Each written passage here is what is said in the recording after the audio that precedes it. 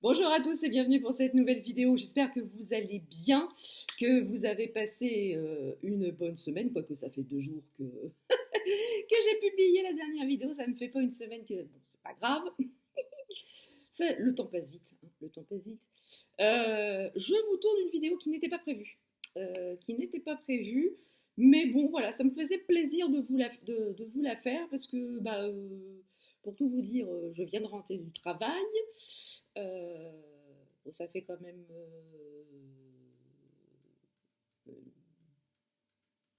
quasiment 2 heures que je suis partie du boulot quand même, je viens de rentrer. Euh, Parce que j'avais des petites courses à faire entre deux. Et commençait à tomber de l'eau. Et puis ça tenait, donc il y avait une petite averse orageuse. Je me suis précipitée, voire réfugiée à la bibliothèque. Donc du coup, j'ai emprunté 2 livres. J'ai eu quelques réceptions service presse et j'ai eu une petite enveloppe là ce soir dans la boîte aux lettres qui vient de chez Albin Michel. Je pense savoir ce que c'est. Oui, je sais ce que c'est. De toute façon, voilà, je suis partie. J'ai fait une demande chez Albin Michel d'imaginaire et je pense que c'est ça. Et je vais vous montrer une petite réception que j'ai eue également, qui a un petit peu un rapport avec les livres, mais qui ne sont pas des livres. Vous allez comprendre pourquoi après. Donc, je vous propose de commencer d'ores et déjà par les différents services presse que j'ai reçus depuis le dernier CATU. Voilà. Donc, vous voyez, il n'y a pas que les enfants qui ont fait leur rentrée des classes. Le CATU fait sa rentrée des classes aussi. Donc, j'ai reçu de la part des éditions Inception leur nouvelle parution de septembre, Émeline Carlyle, Le Masque de Lune de Eva de Kerlan, donc aux éditions Inception. Ici, on est sur deux temporalités. On est en 1919 en Russie, où une jeune femme et un jeune homme tombent amoureux l'un de l'autre. Ils vont se marier. La jeune femme va suivre son époux sur cette terre. Il va se passer des choses un peu bizarres. Deuxième temporalité, 1998, on suit la jeune Émeline Carlyle qui est en stage d'archéologie et elle va découvrir un mystérieux médaillon et elle va en faire son sujet de stage. Et elle va donc tout faire pour découvrir d'où vient ce médaillon et à qui il appartenait. Enfin bref, retrouver son histoire. Je ne vous en dis pas plus. De toute façon, je vous en parlerai dans un prochain Qu'as-tu lu, car il sort le 9 septembre. Voilà, je ne vous en dis pas plus. Des éditions Les Escales, j'ai reçu le tome 3 de L'immeuble de la rue Cavendish de Caroline Kant, aux éditions Les Escales donc. Donc ici, il s'agit du tome 3, donc Lucie se rebiffe. On va encore suivre les aventures d'un habitant de l'immeuble de la rue Cavendish. J'ai les 2 premiers tomes dans ma palle et je suis absolument morte de honte parce que je n'ai toujours pas lu les 2 premiers. Et ils ont eu la gentillesse de m'envoyer le tome 3. Donc ça me donne un petit peu un coup de pied au cul, comme on dit, pour débuter la série. Et j'ai eu en plus en cadeau un petit carnet. Et je viens de m'apercevoir qu'il est réversible. Voilà. Quoi, on en apprend absolument tous les jours. Des éditions Erol, j'ai craqué au bureau l'histoire ébouriffante de Louis Pasteur, donc aux éditions Erol. Donc, dans cette collection, j'avais demandé ce titre-là à la maison d'édition. Ils ont eu la gentillesse de me l'envoyer et c'est écrit par Louise Cadeau. Donc, dans ce roman, dans cette collection, on reprend des personnages qui ont fait l'histoire et on agrémente un petit peu leur histoire d'une petite dose de piquant. Et donc ici, Louis Pasteur, Il est voilà, à l'apogée de sa carrière, son vaccin contre la rage commence à prendre forme, il est devenu une star, sauf que bah, un beau matin, il craque sous la pression. Il craque complètement et il ne réussit plus à se lever. Marcy, j'ai pas mes lunettes. Hein. Marie, sa femme, lui demande donc de consulter un médecin et le voilà donc chez un psy qui lui diagnostique un burn-out. Donc vous voyez, notre bon Louis Pasteur nous fait un petit burn-out et c'est donc cette histoire que Louise Cadot va nous... voilà, c'est dans la collection, je ne sais pas si vous allez voir, roman d'histoire pop. C'est de l'historique, mais avec une petite dose pop. Hein. N'est-il pas super mignon, notre Louis Pasteur, avec ses petites ailes et sa petite auréole d'ange, en plein burn-out. Je trouve que c'est pas mal. C'est ça qui m'a fait... Ça a vraiment piqué ma curiosité et ils ont eu la gentillesse de m'en envoyer un deuxième, le deuxième de la collection. Et Mon enfance tout feu tout flamme, l'histoire ébouriffante également de Jeanne d'Arc. Alors là, la pucelle d'Orléans, revue et corrigée, voilà, garder la maison et les moutons, blec. Supporter un mari, jamais de la vie. S'aplatir devant les Anglais, même pas en rêve. La petite Jeannette a des idées bien affirmées et les clame haut et fort. À 12 ans, elle a déjà fait voir de toutes les couleurs à ses parents et les choses ne vont pas en s'arrangeant. Une nuit, Jacques d'Arc, j'ai toujours pas mes lunettes. Hein. Jacques d'Arc rêve que sa fille s'enfuit avec des hommes en armes, un songe prémonitoire. Voilà. J'aurais bien aimé que Jeanne soit ébouriffée, parce qu'on nous dit l'histoire ébouriffante de Jeanne d'Arc, mais bon, elle a quand même sa petite coupe de cheveux qui ne bouge absolument pas, et c'est écrit par Michel Douard. J'ai vraiment très très envie et très très hâte de découvrir ces deux romans et de voir un petit peu comment cette histoire, enfin comment l'histoire, la grande histoire, a été arrangée à la sauce pop. Et vous avez les tranches des romans qui sont dans des couleurs hyper Pepsi. Donc ça fait super chouette dans la bibliothèque. Voilà, je suis en train de faire ma Valérie Damido des bibliothèques. Autre réception, toujours des éditions Inceptio, j'ai reçu Cratera, le tome 2, L'envol, de Jean-Marc Réboul. Rappelez-vous, dans le premier tome, on suivait un groupe d'aventuriers qui avait passé le puits des étoiles et était tombé dans un monde un peu parallèle, le monde de Cratera. Et on suivait aussi plusieurs personnages, plusieurs habitants du monde de Cratera dans une histoire parallèle. Et donc, voici la suite tant attendue. Comment vous dire que j'ai méga hâte, parce que j'avais beaucoup aimé le tome 1. Aux éditions Albin Michel Imaginaire, j'ai reçu Les Chants de Nuying d'Émilie Kerbalek. J'aime beaucoup la couverture. Hein. On voit le personnage aller dans les tréfonds de la mer, je pense. Donc ici, on est sur la planète de Nuying, qui partage beaucoup de traits communs avec la planète Terre d'il y a 3 milliards d'années. On y trouve de l'eau à l'état liquide. Donc, autant vous dire que c'est dans un futur lointain. On a quand même encore un peu d'eau chez nous. Donc son activité volcanique est importante, ses fonds marins sont parcourus de failles et comportent quantité de sources hydrothermales. Elle possède une magnétosphère et une atmosphère dense, protectrice. Tout cela en fait une bonne candidate pour héberger la vie, tu penses.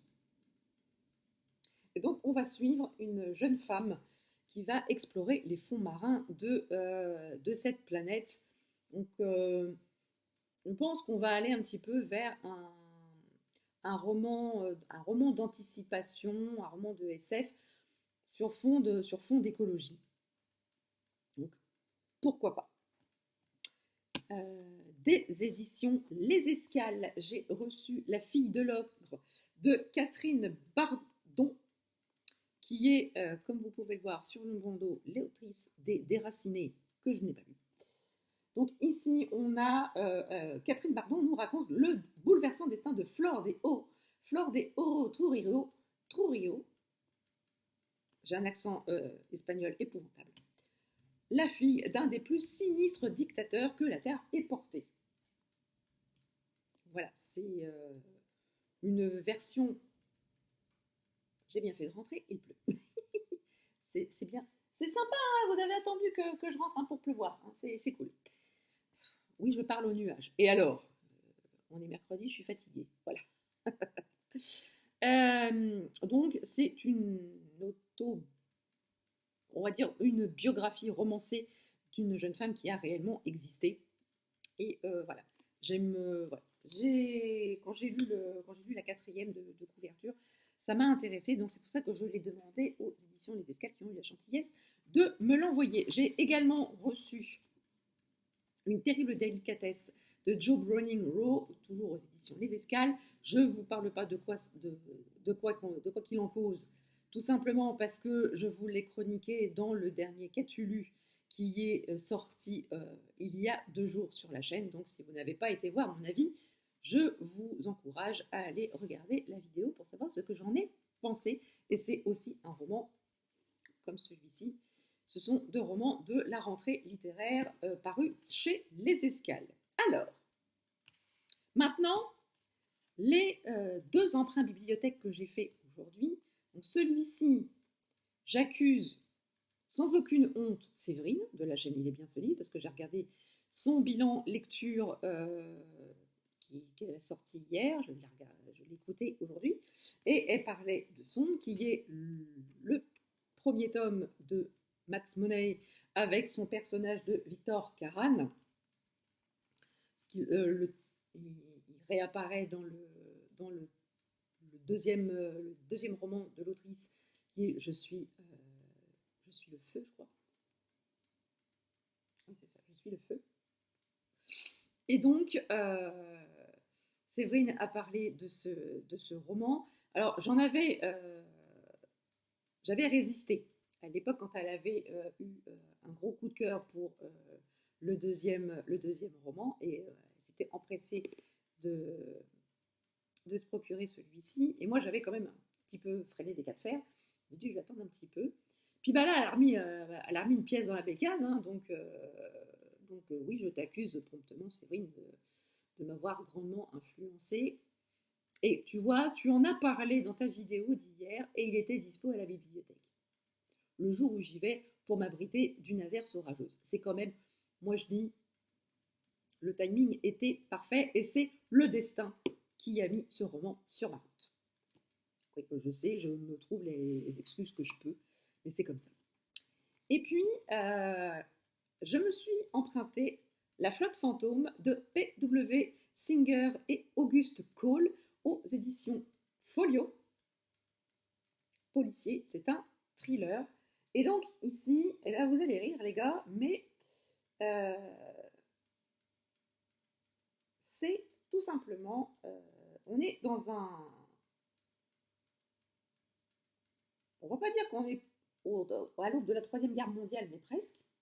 Les États-Unis, la Chine et la Russie s'affrontent dans une nouvelle guerre froide pour le contrôle de gigantesques gisements de gaz naturel dans le Pacifique. Alors, toute coïncidence avec le fait que la Russie ne nous fournisse plus de gaz et la guerre en Ukraine actuelle sont des coïncidences. Voilà. Mais bon, bah quand même, quand on commence, en lisant ce roman, je pense qu'il va y avoir quand même un gros relent de réalisme et d'actualité. Parce qu'il a été écrit en 2015. Il a écrit en 2015. Donc, le conflit se réchauffe soudainement quand un véritable Pearl Harbor numérique frappe la marine américaine à Hawaï. Un combat brutal s'engage sur la mer, la terre, dans les airs, dans l'espace et même le cyberespace. La suprématie technologique chinoise réduit vite l'armée américaine au rôle de résistant, mais la victoire finale reviendra à ceux qui sauront allier les leçons du passé aux armes du futur. comment vous dire que ça a l'air extrêmement alléchant cette affaire. Et en plus de ça, je l'ai en service presse audio. Donc je l'écoute et je pense que je l'écouterai et que j'alternerai avec le poche. Voilà. Alors, autre réception, j'ai reçu la semaine dernière, non c'est lundi que je l'ai reçu, une commande que j'ai fait à la boutique d'Alice, Dessine-moi mes rêves. Je me suis commandé ce petit coussin de lecture qui fait plusieurs choses.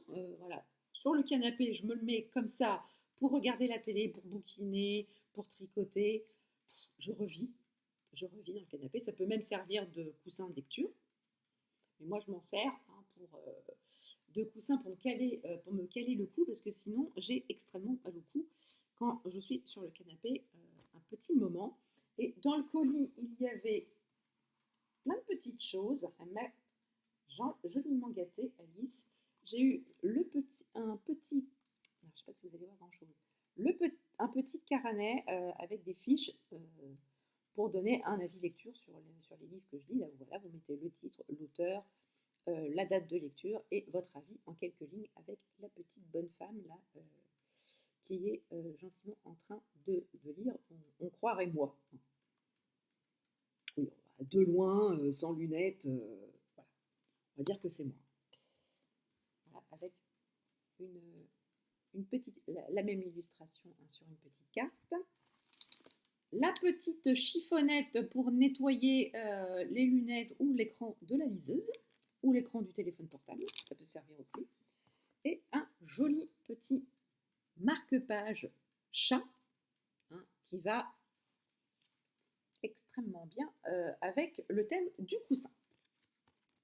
Donc un grand merci à toi Alice pour le travail réalisé.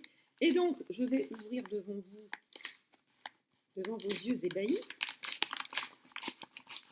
l'enveloppe que j'ai reçue aujourd'hui. Oui, c'est celui-là. C'est celui-là, j'en suis plus que ravie.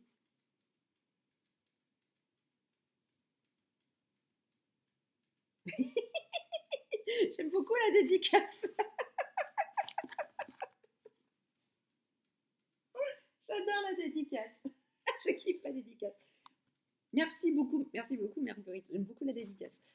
Et j'ai donc reçu les flibustiers de la mer chimique de Marguerite Imbert aux éditions Albin Michel Imaginaire. Alors, regardez-moi cette couverture sans reflet. Absolument magnifique. Vous avez un sous-marin. Vous avez une ville un peu construite de briques et de broc. La mer, donc. Alors, quand j'ai vu la couverture, je me suis dit, oh, puis alors, le titre, les flibustiers, des pirates, quand même. Alors, vous connaissez ma passion pour les pirates. Si vous me suivez depuis un petit moment sur la chaîne, j'ai une passion pirate. Et quand je trouve un bouquin où on parle de piraterie, bah, j'y suis allée, quoi. J'y suis allée les yeux fermés. Et franchement, je pense que je vais me régaler parce que rien qu'à voir la dédicace que Marguerite Imbert m'a mis, il y a cette petite touche d'humour qui me titille et qui me plaît beaucoup, qui me plaît bien. Donc, je pense que je vais me régaler. Je pense. Donc, je pense qu'il va y passer assez prochainement. Je regarde, hein. On ne sait jamais. Donc voilà, cette vidéo est à présent terminée. J'espère qu'elle vous aura plu. N'hésitez pas à me dire aux commentaires si vous avez des lectures, des livres en commun avec moi. Si vous voulez qu'on fasse une petite lecture commune, ce sera avec grand plaisir. N'hésitez pas à me dire si vous avez entendu parler de ces romans, si je vous ai peut-être potentiellement donné envie de les lire. En tout cas, moi je pense que je vais me régaler avec tout ça. Je pense que je vais passer de très très très bonnes heures de lecture.